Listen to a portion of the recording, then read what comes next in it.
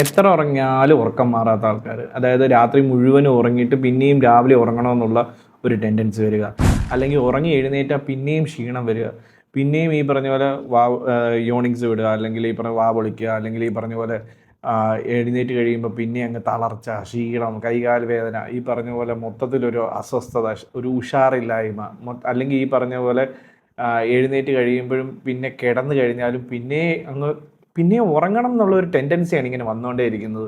അല്ലെങ്കിൽ ഈ പറഞ്ഞ പോലെ രാത്രിയിൽ ഒരു 2 മണി 3 മണി ആകുമ്പം ഈ പറഞ്ഞ പോലെ ഉറക്കത്തിൽ നിന്ന് എഴുന്നേൽക്കുക. ഇതൊക്കെ എന്തുകൊണ്ടാണ് നിങ്ങൾ ഇതുവരെ ചിന്തിച്ചിട്ടുണ്ടോ?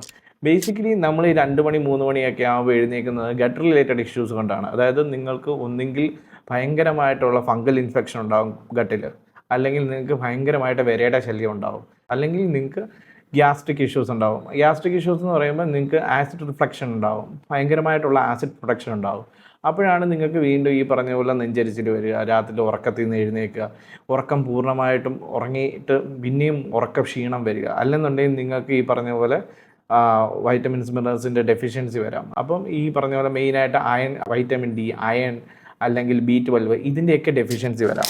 ഇങ്ങനെയൊക്കെ വരുമ്പോഴാണ് നിങ്ങൾക്ക് കുറേ ഇഷ്യൂസ് വരിക. അതായത് പ്രോപ്പറായിട്ടുള്ള ഉറക്കം കിട്ടാതെ വരിക, അല്ലെങ്കിൽ ഉറങ്ങിയിട്ട് പിന്നെ എഴുന്നേൽക്കുമ്പോൾ പിന്നെ ക്ഷീണം വരിക, അല്ലെങ്കിൽ ക്ഷീണത്തോടുകൂടി എഴുന്നേറ്റിരിക്കുക, ഒരു ഉഷാറില്ലായ്മ തോന്നുക, ഉറങ്ങിയിട്ടും പിന്നെയും ഈ പറഞ്ഞ പോലെ എത്ര ഉറങ്ങിയാലും ഉറക്കം കംപ്ലീറ്റ് ആവാത്ത ഫീൽ, അല്ലെങ്കിൽ രാത്രിയിൽ ഒരു പ്രോപ്പറായിട്ടുള്ള ഉറക്കം കിട്ടാതെ വരിക, ഇടയ്ക്കിടയ്ക്ക് എഴുന്നേൽക്കുക. ഇതെല്ലാം ഗട്ട് റിലേറ്റഡ്, അല്ലെങ്കിൽ നിങ്ങൾക്ക് വൈറ്റമിൻ ഡെഫിഷ്യൻസി അല്ലെങ്കിൽ മിനറൽസ് ഡെഫിഷ്യൻസി, ഇതൊക്കെ കൊണ്ടാണ്. അപ്പം ആദ്യം ഒരു ഡോക്ടറെ അടുത്ത് പോവുക, നിങ്ങൾ എന്താണ് പ്രോപ്പറായിട്ടുള്ള ഇഷ്യൂ എന്നുള്ളത് ചെക്ക് ചെയ്തിട്ട് അതിനനുസരിച്ചുള്ള ട്രീറ്റ്മെൻറ്റ് എടുക്കുക.